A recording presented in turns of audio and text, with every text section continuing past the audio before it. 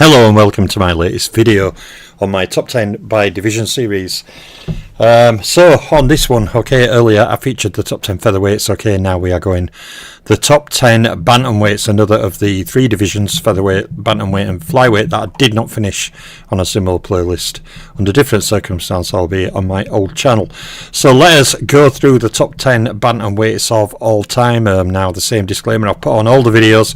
The stats and information on slide are for information purposes only on the fighters and do not directly correlate to where they rank. So let us begin at 10th place amongst the great bantamweights, and that 10th place goes to puncher Ruben Olivares. Ruben Olivares beat 6 world champions. He had 16 fights against champions and he fought 144 rounds against champions. Now Olivares beat one Hall of Fame fighter. He had 6 fights against Hall of Famers and fought 53 rounds against Hall of Fame fighters. And Olivares scored 8 title fight wins. He made 4 title defences and he fought 133 title fight rounds. Now Olivares scored 79 knockouts in his career. He scored 6 KOs against champions, 2 KOs against Hall of Famers and 6 KOs in title fights. And Ruben Olivares captured 6 world titles across the divisions he titled in. Now Olivares was pound for pound rated for 2 years in my all-time rankings. He was ranked 4th in 1969 and then he was ranked 2nd in 1971. So Olivares kicks off the top 10. When we go to 9th place, it is Bushy Graham, a fighter not yet in the hall, but if he joined the hall I would have no complaints. Bushy Graham, beat 6 world champions. He had 20 fights against champions and he fought 198 rounds against champions. Now Graham beat 3 Hall of Fame fighters individually. He had 13 fights against Hall of Famers and fought 132 rounds against them. And Bushy Graham scored 1 title fight win. He made no title defences and he fought 15 title fight rounds. Bushy Graham scored 39 knockouts in his career. He scored 0 knockouts against champions, 0 knockouts against Hall of Famers and in title fights. And Bushy Graham captured 2 world titles. Now Graham was pound for pound rated for 2 years in my all-time rankings. He was ranked 8th place in 1925 and 9th place in 1926. So Olivares and Graham kick off the bantamweight top 10 when we go to 8th place. It's the Brazilian Eder Joffre that on prior rankings he finished a bit higher than this under prior rating formats. He was obviously one of the great bantamweight fighters and to me Brazil's greatest fighter and a very underrated boxer. Now Eder Joffre beat 3 world champions. He had 5 fights against champions and he fought 59 rounds against champions. Now Joffre beat 1 Hall of Fame fighter. He had 3 fights against Hall of Famers, fighting 34 rounds against them. And Joffre scored 10 title fight wins. He made 7 title defences and he fought a total of 109 title fight rounds. Now Joffre hit the half century in KOs with around 50. He scored 2 KOs against champions, 0 KOs against Hall of Famers and 9 KOs in title fights. Eder Joffre all in all captured 5 world titles and he was pound for pound rated for a total of 4 years in my all-time rankings. Joffre was ranked 10th in 1960, 10th in 1961, 5th in 1962 and 8th in 1973. So Eder Joffre is in 8th. When we go to 7th place, is George Dixon, who also scored in the top 10 featherweights. George Dixon beat 5 world champions. He had 23 fights against champions and he fought 287 rounds against them. Now George Dixon beat 1 Hall of Fame fighter. He had 16 fights against Hall of Famers, fighting a total of 204 rounds against them. And Dixon scored 18 title fight wins. He made 18 title defences and he fought 313 title fight rounds.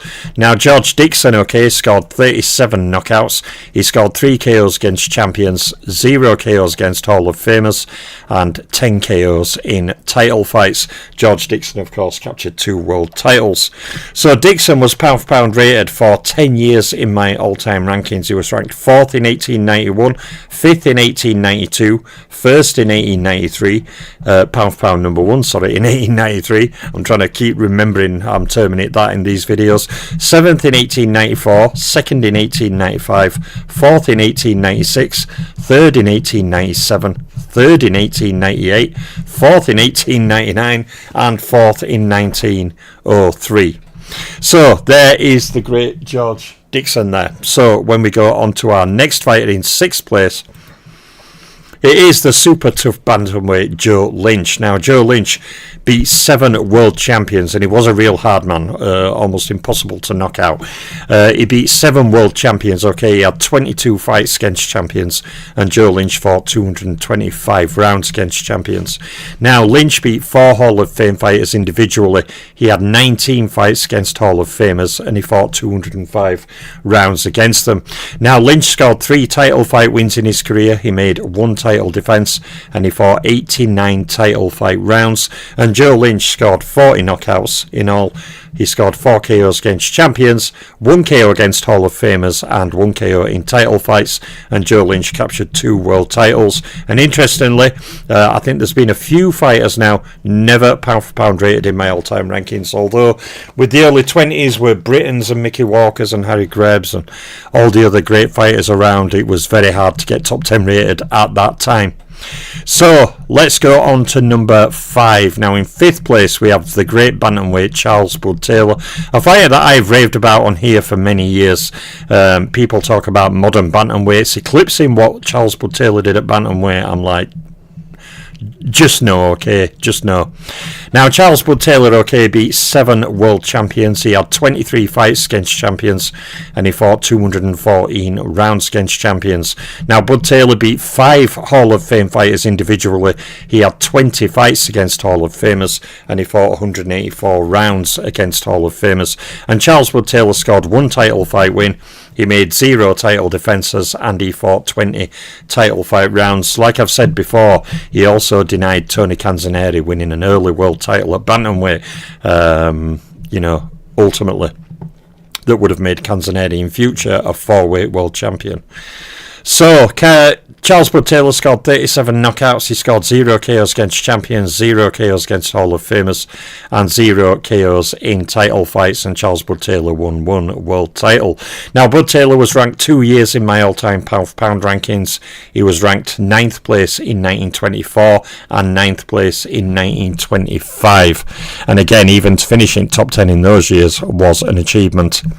So, from Charles Bud Taylor, we go to 4th position. Okay, and 4th position, okay, is the Dane Kid Williams. Now, Kid Williams beat 4 world champions. He had 14 fights against champions, and he fought 115 rounds against champions. Now, Kid Williams beat 3 Hall of Fame fighters. He had 17 fights against Hall of Famers, fighting 177 rounds against them. And Kid Williams scored 1 title fight win. He made 2 title defences, and he fought a total of 63 title fight rounds. Now, Kid Williams scored 49 knockouts in his career. He scored 1 KO against champion, 2 KOs against Hall of Famers, and 1 KO in title fights, and he captured 1 world title. And Kid Williams also was never pound for pound rated in my all-time rankings. So, the final 3 to go. Okay, so let us go to 3rd position now, and that is another great bantamweight fighter, Pete Kid Herman. Now, Pete Kid Herman, okay, beat 5 world champions. He had 16 fights against champions, and he fought 193 rounds against champions. Now, Kid Herman beat 5 Hall of Fame fighters. He had 15 fights against Hall of Famers overall, fighting 164 rounds against them. And Kid Herman scored 3 title fight wins. He made 1 title defence, and he fought 85 title fight rounds.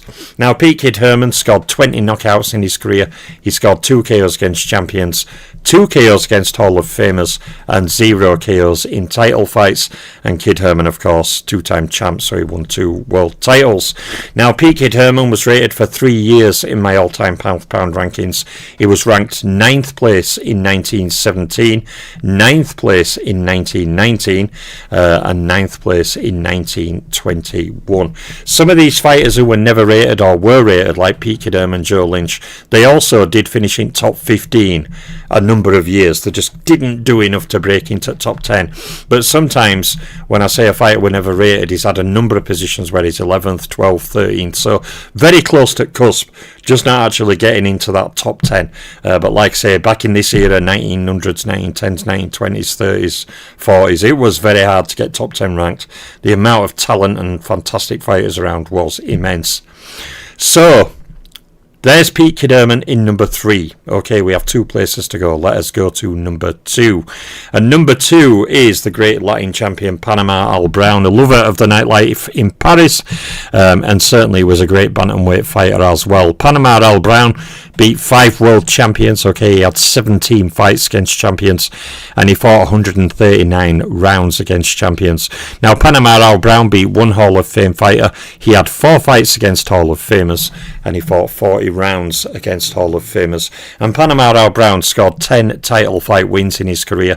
He made 9 title defences, and he fought 129 title fight rounds. Panama Al Brown scored 59 knockouts. He scored 5 KOs against champions, 1 KO against Hall of Famers, and 2 KOs in title fights. Panama Al Brown captured 3 world titles. Have a quick drink of something now. So he was ranked 3 years in my all-time pound-for-pound rankings, Panama Al Brown. He ranked 9th position in 1931, he ranked 5th place in 1932, and 9th place in 1933. So there's 10 down to 2, and before I unveil the number 1, I mentioned yesterday on a video that I'm going to do a top 50 at Modern Era.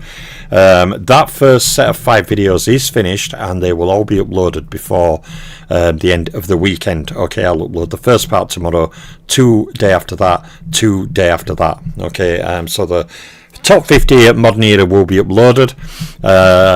Just one quick disclaimer, I've realised doing this one there was too much haggling on certain names based on when they were fighting. Other fighters left out, like Leonard Hearns, because they were like fighting from the 70s, but then other fighters were close at 70s. So what I've decided, in this year's iteration it's already done, but in next year's version, before then, I'm going to come out with a turn pro date.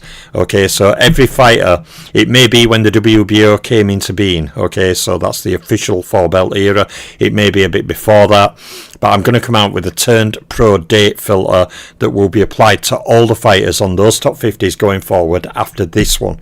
So some fighters on this one will vanish, and newer, more modern fighters will appear in the list. Okay, that's how that's going to work. So I just have one more job to do, okay, and that is to unveil the number 1 greatest bantamweight of all time on my 2025 rankings, okay, and that fighter is the great bantamweight lineal champion and long-time champion Manuel Ortiz. Manuel Ortiz, who often goes unnoticed. I've seen top 10 bantamweight lists without him even entered. How, I'm not sure. Manuel Ortiz beat 6 world champions. He had 16 fights against champions, and he fought 179 rounds against champions. Now, this great long-time lineal bantamweight champion, multi-year lineal champion he was, beat no Hall of Fame fighters individually. He had 1 fight against a Hall of Famer, of course, the great Will-O-Wisp, Willie Pep, and he fought 10 rounds against him, but a losing effort. Manuel Ortiz had a massive 21 title fight wins in his career. He also made a staggering bantamweight total of 19 title defences, and Manuel Ortiz fought 260 title fight rounds. Now, Ortiz scored 54 knockouts in his career. He scored 1 KO against champions, 0 KOs against Hall of Famers, and 11 KOs in title fights. Manuel Ortiz won 2 world titles, and the great Manuel Ortiz was pound for pound rated for 2 years in my all-time rankings.